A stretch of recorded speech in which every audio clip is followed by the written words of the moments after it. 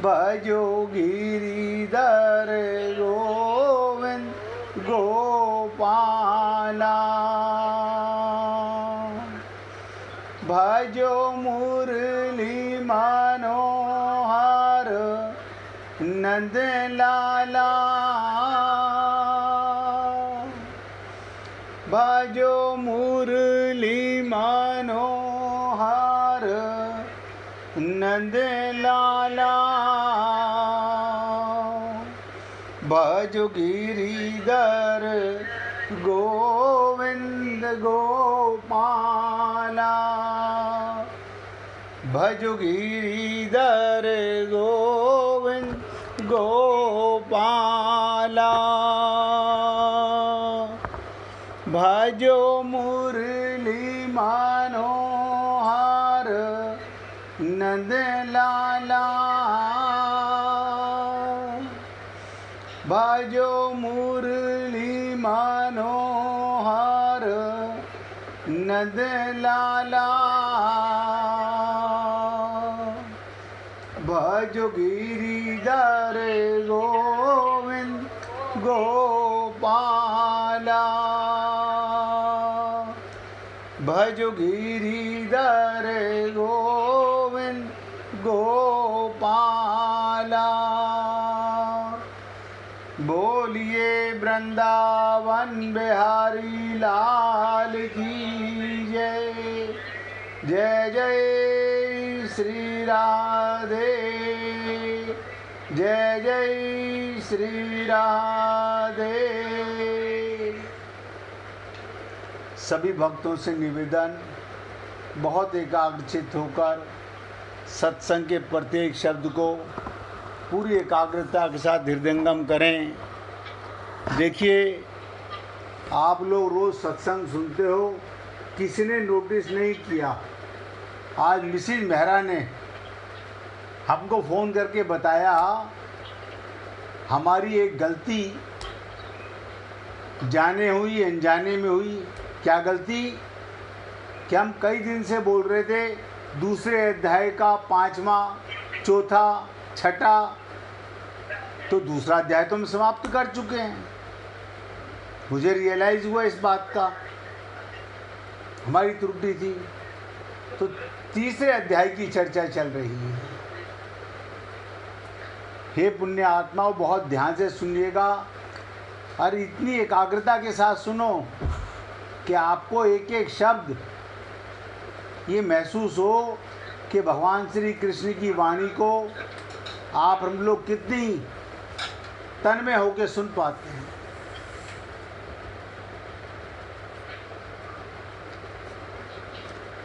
आज तीसरे अध्याय के 7वें श्लोक की चर्चा,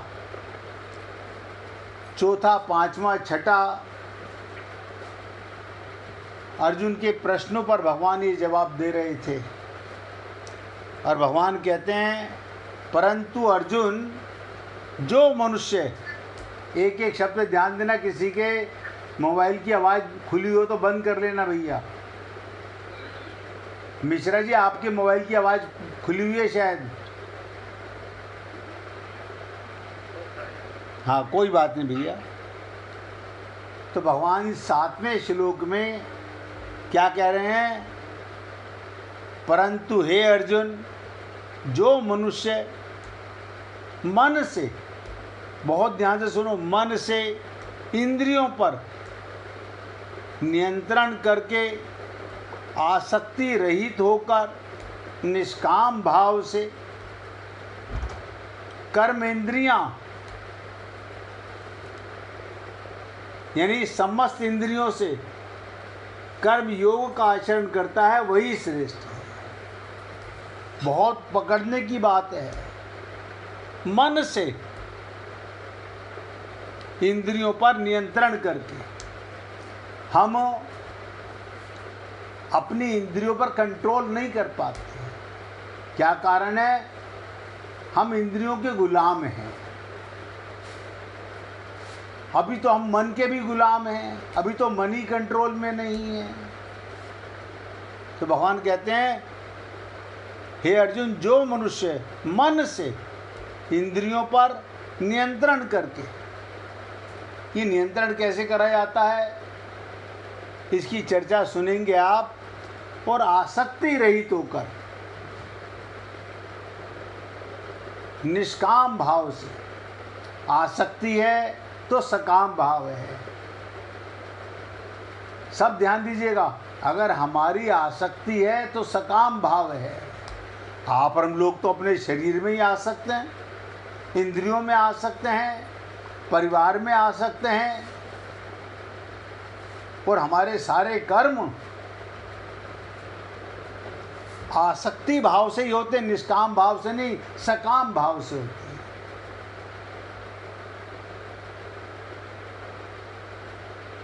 समस्त इंद्रियों के द्वारा कर्म योग का आचरण करता है। अब सोचिए, समस्त इंद्रियों के द्वारा, यानी इंद्रियों से आचरण करता है, वही पुरुष श्रेष्ठ है। यानी भगवान हमारे कर्म को क्या कहते हैं, कर्म करना पाप नहीं, कर्म योनि में कर्म तो करोगे। आसक्ति रहित, आसक्ति रहित क्यों नहीं होते हैं हम? क्योंकि हमारा मन इंद्रियों को ऊपर अंकुश नहीं लगा पाता। संसार से हटाकर भगवान की तरफ नहीं लगा पाता। हम पाना चाहते हैं भगवान को, लेकिन रास्ता बदलना नहीं चाहते। तो कर्म सबको करना है, सकाम भाव से नहीं, निष्काम भाव से करना है।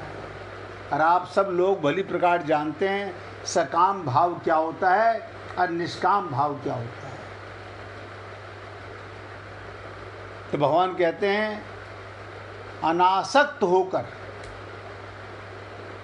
बड़ी विचित्र बात है अर्जुन, तू आसक्त होके हथियार डाल रहा है। आप और हम लोग भी हर जन्म में भगवत प्राप्ति छोड़कर ममता मोह में आसक्त होकर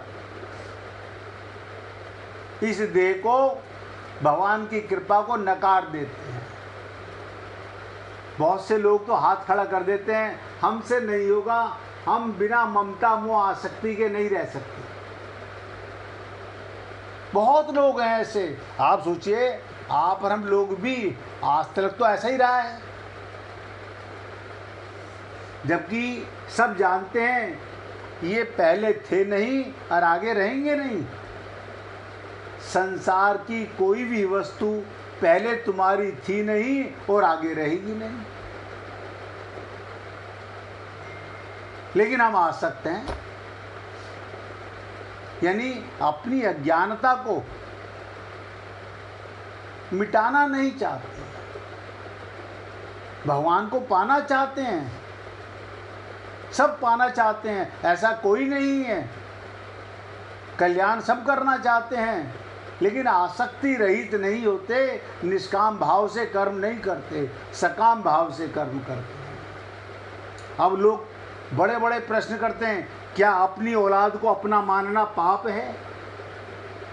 क्या अपने शरीर को अपना मानना पाप है? बहुत ध्यान से सुनिएगा।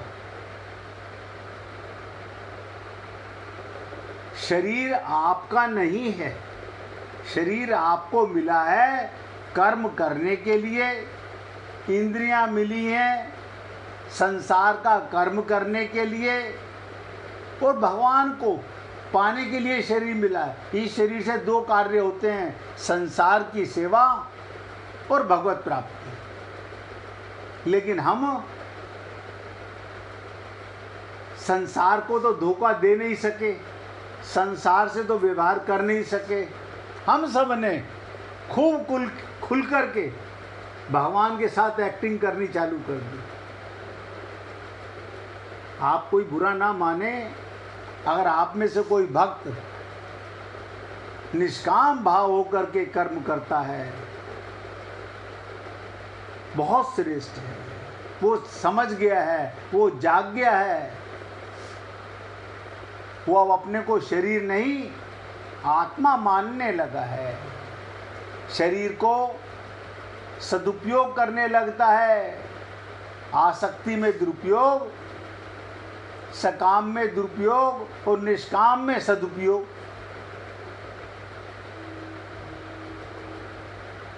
आप सोचिए, क्या भगवान ने गलती की हमें मनुष्य शरीर देकर?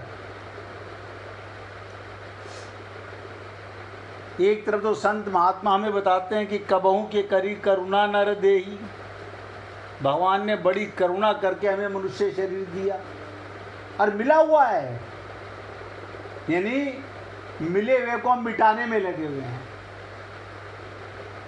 अच्छा, ये मिला किस लिए है? परमानेंट नहीं है, टेम्परेरी है। इस शरीर के रहते रहते आप अपना बहुमूल्य कर्म भगवत प्राप्ति करना, इसकी इंपॉर्टेंस है।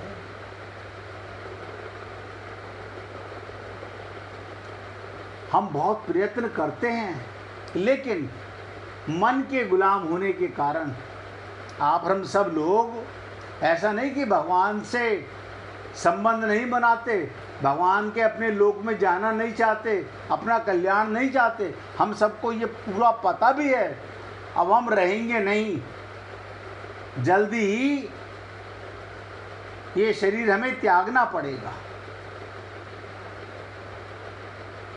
हम सब लोग जानते हैं इस बात को कि शरीर हमें एक दिन त्यागना पड़ेगा। ये टेम्परेरी है, लेकिन पता नहीं कहाँ उलझे हुए हैं, क्या समझ नहीं पा रहे। अपने को शरीर मानना, संसार को अपना मानना, परिवार को अपना मानना। अब हर व्यक्ति कहेगा ऐसे कैसे हो सकता है? हमने कहा शरीर भगवान का दिया हुआ, परिवार भगवान का दिया हुआ और संसार भगवान का दिया हुआ। अब बल्कि इससे भी और आगे की बात बताता हूँ। भगवान ने कहा वासुदेव सर्वम, सब कुछ मैं बना हुआ हूँ। अब बताओ ये मम्मी पापा कहाँ से शरीर बन गए? मिथ्या विचार हमारे मन के अंदर। कोई भी कुम्हार घड़े को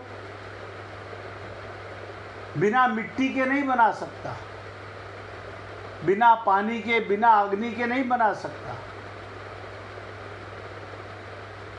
लेकिन हम भगवान की कृपा को भूलकर माता पिता की कृपा के इतने पात्र तो हैं, वो माध्यम बने हमें संसार में लाने के लिए, और वो भी भगवान ने हमारा शरीर बनाया। भगवान ही हमारे शरीर का प्रत्येक अंग बने हैं, और हम लोग शक्लें मिला रहे हैं। मम्मी से शक्ल मिलती है, पापा से शक्ल मिलती है। हम इसी ढगाई में अपना जीवन सत्यानाश कर देते हैं।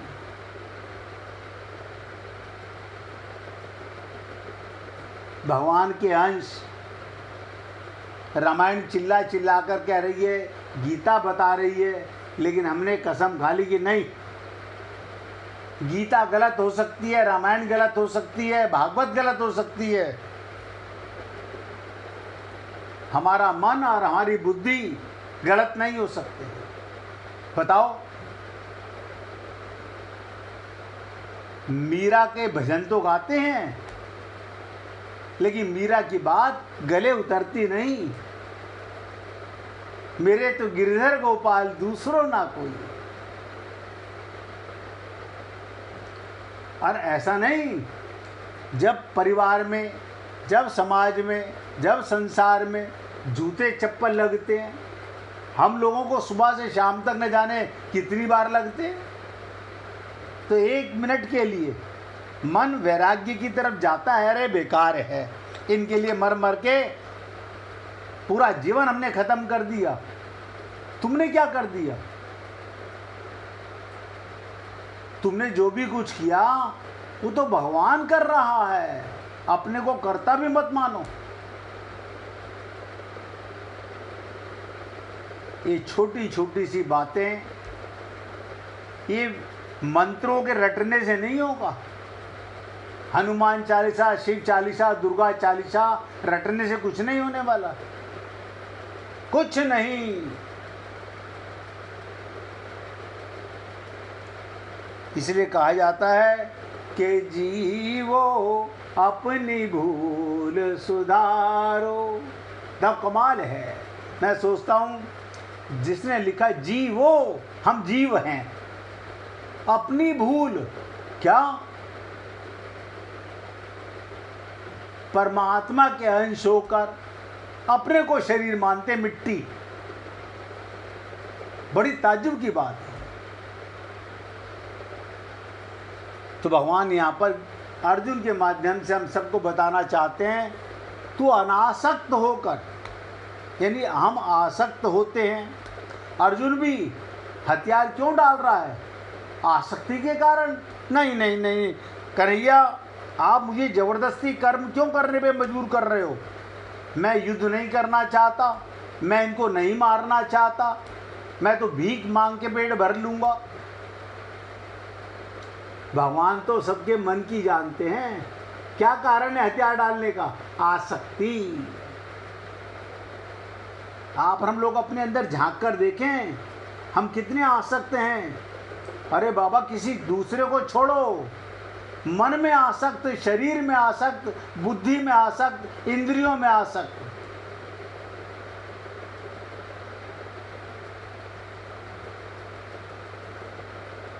भगवान कहते हैं अनासक्त होकर कर्म करने वाले को मिथ्याचारी की अपेक्षा ही नहीं,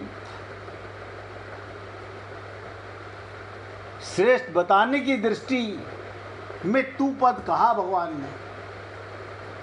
तू अनासक्त होके कर्म कर, तू आसक्ति के कारण हथियार क्यों डाल रहा है? कर्म तो तुझे करना पड़ेगा। हथियार डाल रहा है वो पाप कर्म है, आसक्ति का कर्म है, अनासक्ति का कर्म नहीं है। अर्जुन शब्द जो भगवान ने कहा, अर्जुन शब्द का अर्थ होता है स्वच्छ। यहाँ भगवान ने अर्जुन संबोधन का प्रयोग करके ये भाव दिखलाया, तू निर्मल अंतःकरण से युक्त हो। हम निर्मल अंतःकरण से युक्त नहीं होते, हम तो ममता मोह आसक्ति से, इसे कहते हैं मल, गंदगी, उसमें आसक्त हो करके। तुम निर्मल अंतःकरण से युक्त हो, अतः तुम्हारे अंतःकरण में कर्तव्य कर्म विषयक ये संदेश कैसे आया? ये संदेश तुम्हारे में टेम्परेरी है। जैसे मैंने कहा, घर में जूते चप्पल लगे, आज पति डांट दे तो पत्नी कहती है बेकार शादी करके मैं तो फंस गई। बच्चा डांट दे, इनको पूरी ज़िंदगी हमने खिलाया पिलाया, आज यही हमें जूते मार रहे हैं। ये दो पल की बातें हैं, फिर वही ढाक के तीन बात हो जाते हैं। जो हमारा सदा से है, साथ अभी भी है और आगे भी रहेगा, उसे अपना नहीं मानते। ये टेम्परेरी शरीर के रिश्तेदार, नातेदार जो पहले थे नहीं, बाद में रहेंगे नहीं, इनको हार चढ़ा चढ़ा के पूज रहे हैं, अब बड़े खुश हो रहे हैं।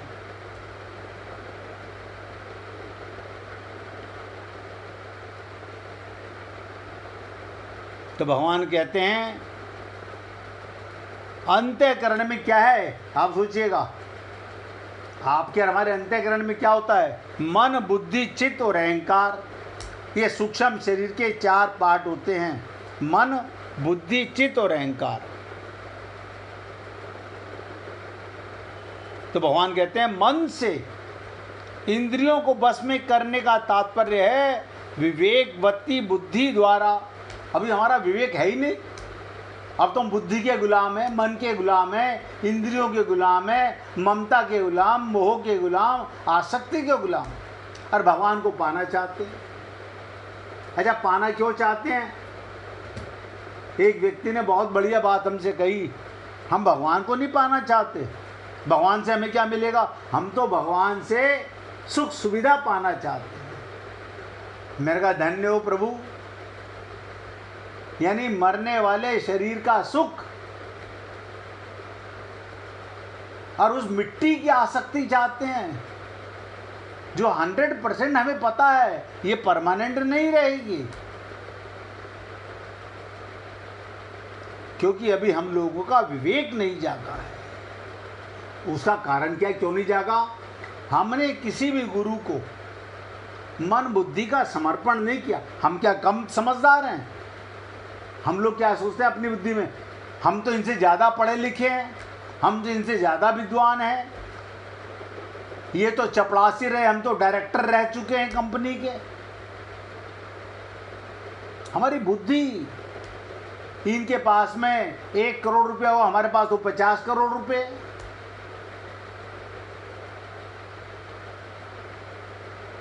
इसीलिए हम लोग अपनी सुख सुविधाओं को देखकर अपने मन बुद्धि के गुलाम बने रहे और विवेक नहीं जाग सका। यानी विवेक बत्ती बुद्धि नहीं हुई, विवेक वाली बुद्धि नहीं है हमारी। बुद्धि तो है, लेकिन कौन सी बुद्धि है? माइक बुद्धि है।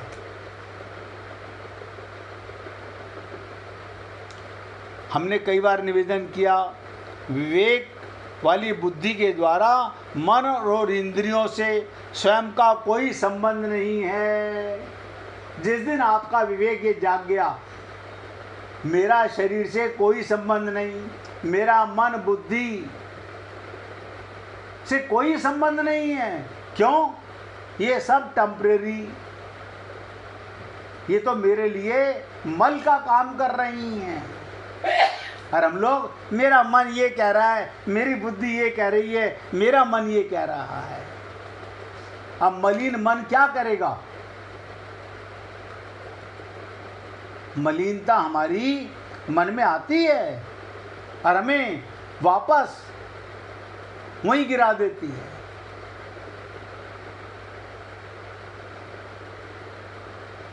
तो भगवान कहते हैं ऐसा अनुभव करना, मन से इंद्रियों का नियमन करने पर इंद्रियों का अपना स्वतंत्र आग्रह नहीं रहता।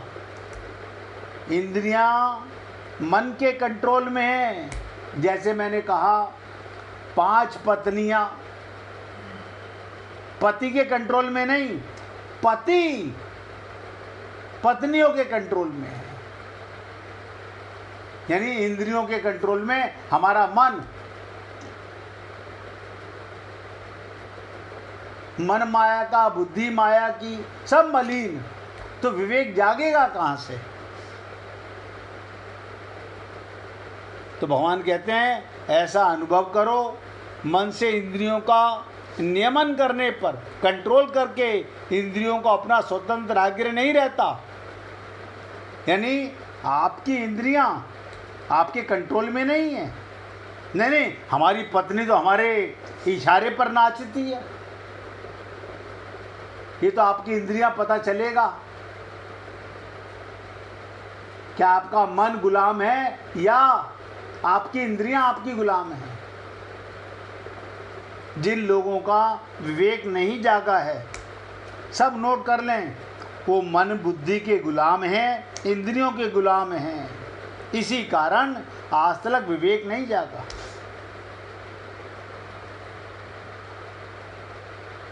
वो वहाँ ले जाती हैं जहाँ से उनको हटाना चाहिए, वहीं वो वहाँ से वो हट जाती हैं। जहाँ हम मन को लगाना चाहते हैं, बुद्धि को लगाना चाहते हैं, इंद्रियों को लगाना चाहते हैं ना, पांचों इंद्रियां मिलके बारी बारी मन को अपने बस में, पति को अपने बस में, हम तुम्हारा सत्यानाश करके मानेंगे। माया की इंद्रियां हैं, माया का मन है। ये तो आप हम लोगों का भाग्य है कि भगवान की कृपा से हमें संत महात्माओं का सत्संग मिलता है, अन्यथा पोथी पढ़ पढ़ जग मुआ भया ना पंडित कोई। खाली श्लोक रट लेने से और उनकी 2 लाइनें नीचे अर्थ पढ़ लेने से ये कौन पढ़ रहा है? आपकी बुद्धि। अब माइक बुद्धि माइक रिजल्ट निकालेगी, दिव्य भाव आएगा कहाँ से? तो भगवान कहते हैं इंद्रियां बस में तभी होती हैं जब इनके साथ, ध्यान से सुनो, मेरापन नहीं रहता, सर्वदा अभाव हो जाता है। तात्पर्य ये, बस में की हुई इंद्रियों के द्वारा ही कर्म योग का आचरण होता है। अब आप सोचिएगा, हम इंद्रियों के गुलाम, मन के गुलाम, बुद्धि के गुलाम, और हम पूजा करने जाते हैं मंदिर में, पंडित जी बड़े खुश हो जाते हैं, हमारी बहुत तारीफ करते हैं पंडित जी। वो ठग, तुम महाठग, तुम उन्हें ठग रहे हो, तुम्हें ठग रहा है, और भगवान दोनों की ठगाई बैठा बैठा देख रहा है। देखिए अर्जुन के माध्यम से क्या क्या सुनने को मिल रहा है। भगवान श्री कृष्ण साक्षात्कार रथ पर विराजमान है, हम सबके भी हैं। ये मत समझना कि अर्जुन के रथ पर भगवान थे, हमारे रथ पर भगवान नहीं है। हमारे रथ पर भी भगवान है, और हम भी अर्जुन से भी ज़्यादा गिरे हुए हैं। अर्जुन ने तो हथियार ही डाले, अर्जुन तो हथियार उठा भी लेगा, लेकिन आप और हम लोग हाँ सोचेंगे कौन सा काम जरूरी है, शरीर के लिए, परिवार के लिए, इंद्रियों के लिए। ना ना, भगवत प्राप्ति कल पर टालते गए हैं, आगे भी टालते रहेंगे। अनंत जन्म हो गए,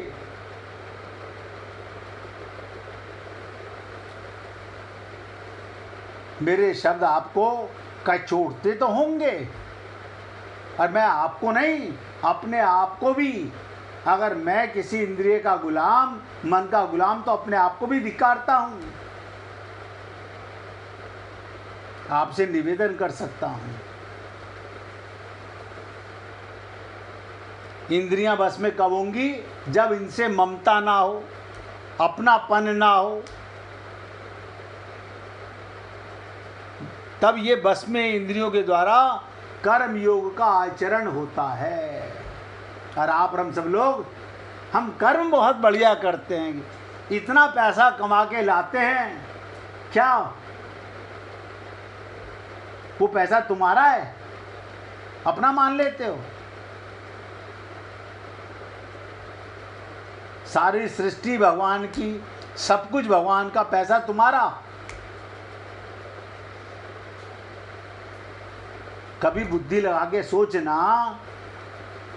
आपने बच्चों को जन्म दिया, आपने बच्चे की आंख कैसे बनाई? अपनी आंख निकाल के डाली थी, या कान लगाए थे काट के, या नासिका लगाई थी? सोचो कैसे बन रहा है। खाली कुबुद्धि जिसे कहते हैं, वो बिगड़ी हुई बुद्धि, बिगड़ा हुआ मन, वो निर्मल नहीं है।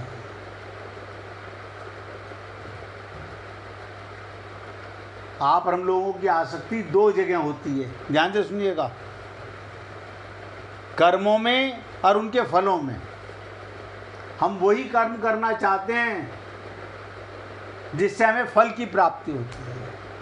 भगवान के निमित्त काहेगा कर्म करना? अरे छोड़ो, हम अपनी दुकान चलाएंगे, भगवान की दुकान चलाएंगे। भगवान की दुकान भगवान चलाए, भगवान का व्यापार भगवान करे,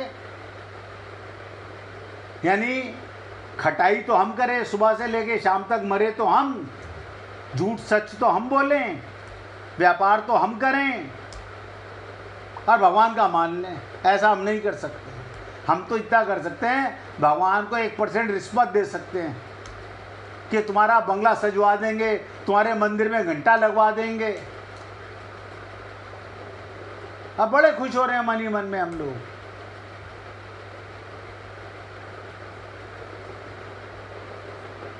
हमारी आसक्ति कर्मों में भी होती है। कौन सा कर्म करते हो जिसमें हमारी आसक्ति है, और उससे ज्यादा फल में आसक्ति होती है।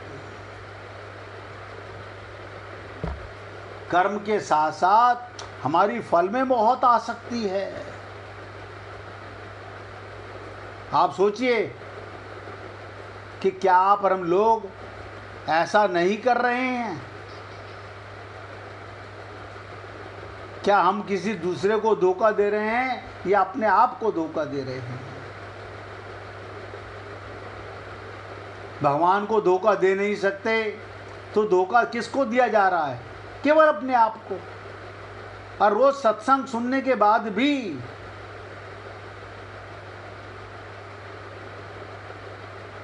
कभी भी शुरुआत करनी हो, अपने से शुरुआत करो। तुम इसकी फिक्र छोड़ो कि दुनिया बदलेगी कि नहीं बदलेगी। ऐसे बहुत लोग हैं जो दुनिया का हिसाब लगाते रहते हैं कि दुनिया बदलेगी कि नहीं बदलेगी, और ये भूल ही जाते हैं अपने संबंध में क्या ख्याल है। मियाँ जी, आप कितना बदले? तुम्हारी बाहर दाढ़ी नहीं, पेट में दाढ़ी लटकी हुई है ममता मुखी। अपने संबंध में क्या ख्याल है? सोचो पहली बात अपने बदलने की। तुम्हारा बदलना दुनिया के बदलने की शुरुआत है। इसलिए कहा गया निज कृपाश्रित को सुगम हरि। अपने आप पर तो कृपा करने का प्रयत्न करो। निवेदन करना मेरा कार्य है, अच्छा लगे जीवन में उतारने का प्रयत्न कीजिएगा। 1 मिनट भगवान का कीर्तन कीजिए, फिर आगे बढ़ेंगे। हरे कृष्ण कृष्णा कृष्णा